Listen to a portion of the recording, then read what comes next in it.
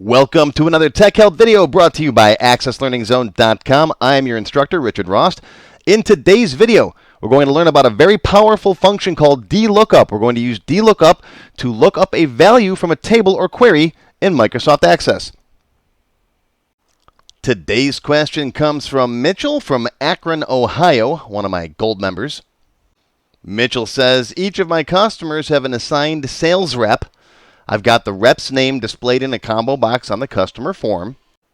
Is there a way that I could have his phone number appear next to it so I don't have to keep clicking and loading different forms? Yeah, I get it, so you don't have to open up the sales rep's form to see what his phone number is. I gotcha. I tried making the phone number the second column in the sales rep combo box, but people still have to click it to open it up to see it, and sometimes people accidentally change the rep. I just want the phone number to appear next to his name in a text box.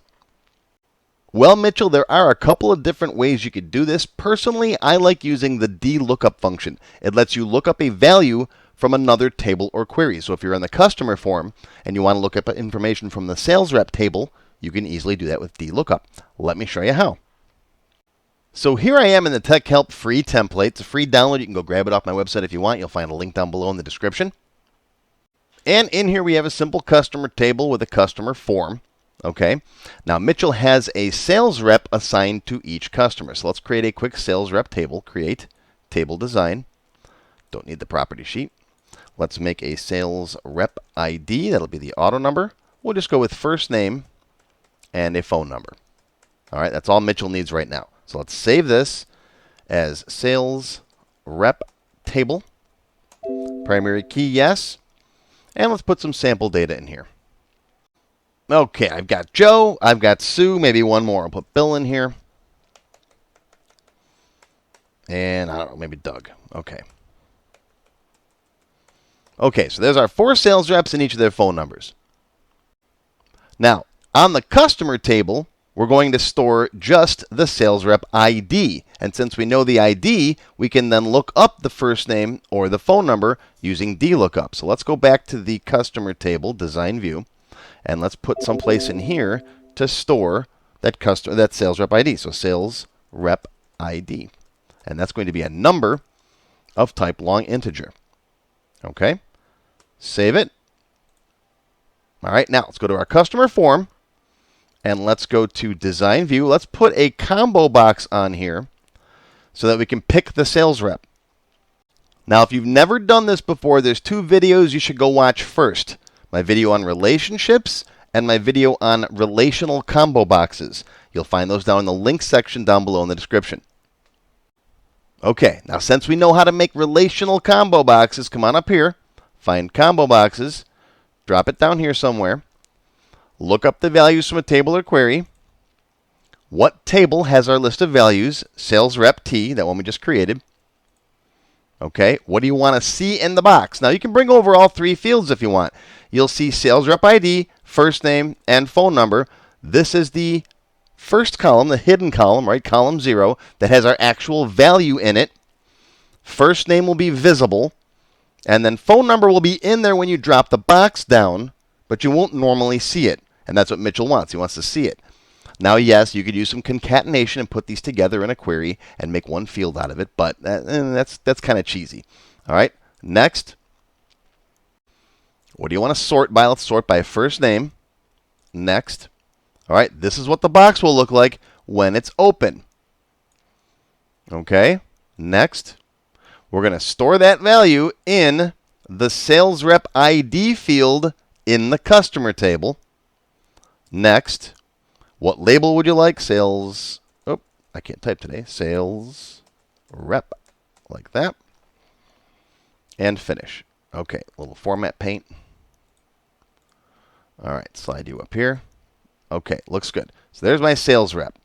Let's give this combo box a name because it comes in as combo 30. I'm going to call this sales rep combo.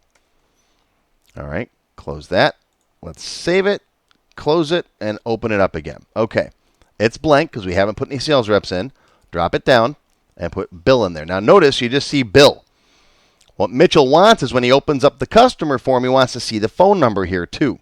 Like I said, you could make a concatenated field and do that in a query and then make the combo box based on that. But this technique, you'll use it for more than just this. This is a real simple example.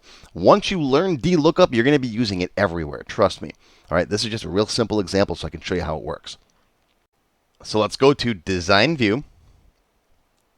Let's drop another text box right here. So get a text box out of the control panel up there. Drop it down here.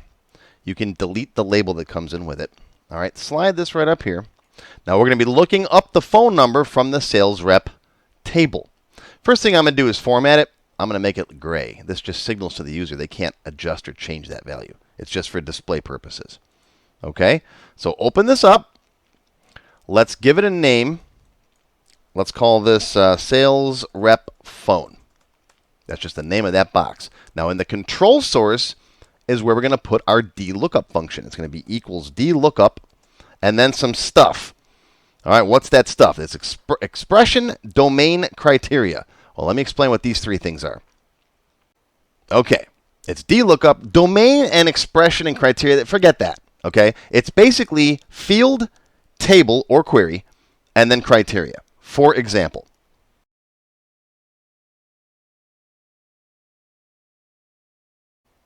look up the first name field from the customer T table where the customer ID equals 3, some number. Okay, it's basically what are you looking up, where are you getting it from, and the how. Okay, how do you want what record do you want to pull back? All right, so this says give me customer 3's first name. Okay, the example we want, look up the phone number from the sales rep T where the sales rep ID equals, I just put the number 5 in there, but what number is that going to be? That number is whatever is currently in the sales rep combo. So instead of a 5, we're going to use a little string concatenation and put the sales rep combo field in here, right? Concatenate that onto this. These are all treated as strings, by the way. These have to be inside of quotes. Okay? So this will then change to sales rep ID equals 2, or whatever happens to be in that combo box. If you don't know string concatenation, go watch that video. I've got a whole video on concatenation, how to put strings together like this. Okay? So back over here, right? The control source for this text box is going to be, let me zoom in so you can see it clearly. All right, DLookup, what am I looking up? The phone field from, comma, what table? Sales rep T. And yes, you can use queries for that too.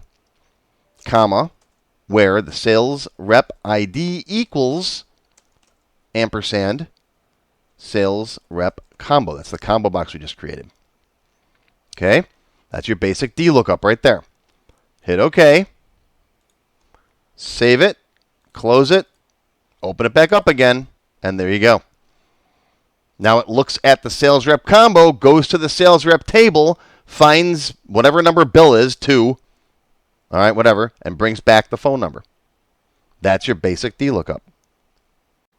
It says, here's a number, go look it up in this table and bring me back whatever other value I want, whatever field I want. Like if you could have first name, last name, address, sales rep, commission, all kinds of stuff in that table, you could bring back any value that you want. Now, some of you might be thinking you could make a query that joins together customers and sales reps.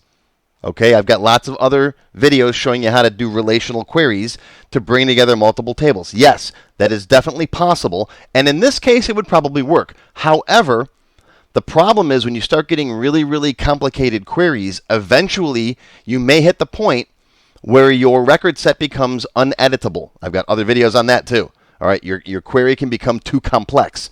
So if you have, 6 tables together joined into one query, and then you use that query to base on a form, your form becomes uneditable sometimes. So using DLookups assures that you only have the information in the underlying table or query that you absolutely need. I generally don't build forms off of queries. I try to build my forms off of a single table. Okay, if I want to edit related records, then I use a subform with another table. Okay, like orders and order details, or customers and contacts, like this one. This is a table. This is a table. Okay, this with the DLookup and its related functions, DMax, right, dsum, that lets you get data from other tables to display. If you only want to display that information, okay, just DLookup it. All right, I don't like building forms off of multiple tables. Lots of people, they send me databases. They're like, oh, I got 3 tables joined together in this query, and the form's based on the query, and it's not editing this right. Well, yeah, don't do that. Base your forms on a single table. Trust me. Okay? Okay? Now, one thing you might run into is if you go to a record that has a null value in here, you'll get that pound error. All right? Remember, in our customer table, we've got our sales reps. We added this as a new field, so any existing records have null values. New ones will get a 0, and that's fine. If it goes to look up a 0 in the sales rep table and it doesn't exist, it just won't display anything. All right? But to fix that, you have to put zeros in here. Okay? And then go through and actually put in the right sales reps, right? Joe, and then Bill, and then Doug. All right? If you go to a new blank one, that value is 0, so it shows up blank. But you'll get pound errors for any existing missing data. You could use NZ, the NZ function, to fix that. I've got a whole separate video on how to use NZ. That changes a null value into a 0. I'll put a link to that video down below, too. Now, if you want to learn a lot more about DLookup, all right, I cover it in my Access Expert Level 10 class. It's an hour and a half long. We'll cover lots of stuff, nested if functions, DLookup criteria, all kinds of different stuff. One of the things I show you how to set up in this class is a system value table. So this is the system values for my company, right? My local sales tax rate, the company name and address, okay, the logo file. So this all gets saved in a table, and you can DLookup it from anywhere else in the database. If you want to put your return address on an invoice or look up the sales tax rate for the order table, all that stuff. Now, there's lots more you can do with DLookup. The example that I showed you used a numeric criteria. Okay, if this is just a number, like the sales rep ID, then you don't have to do anything special to it. If your criteria involves a text string, these are the 2 most popular problems that I see people have with DLookup when they send me an email and they say, hey, my DLookup's not working, right? Let's say you're looking up a state, all right, the full state name in a table where you have the abbreviation in a field called state. All right, so this is just NY, and this looks up New York. Okay, well, NY is a text string, so you have to include double quotes in here. All right, again, I got videos on this too. Watch my double quote video to explain what this is in more detail. I'll also show this example in the extended cut for the members. Okay, and if you're also looking up a date value in your criteria, you have to make sure you put it inside those pound symbols for dates, remember? All right, look up an order ID from the order table where the order date equals, and you're sending it some date value. You got to encapsulate it inside of these octothorpes, right? Hashtag marks, pound symbols, whatever you want to call them. All right? And again, I'll talk about this a little bit more in the extended cut. In the extended cut for members, I will show you how to use the NZ function to deal with that error message involving null values. We'll see how to use text and date criteria for the criteria section. For example, right here, we have Florida, and we can look up Florida, the full word, in a state table. We'll see how to handle multiple criteria with and or conditions. We'll talk about the DMax and DSum functions, which are very similar to DLookup. DMax lets you look up the largest value. DSum lets you add up a bunch of values, and so we'll calculate the last order amount from the highest or most recent order that this customer has placed. We'll bring back his order total. That is all covered in the extended cut, 20 minutes long. Silver members and up get access to all of my extended cut videos, and gold members can download the Tech Help templates. How do you become a member? Click the join button below the video.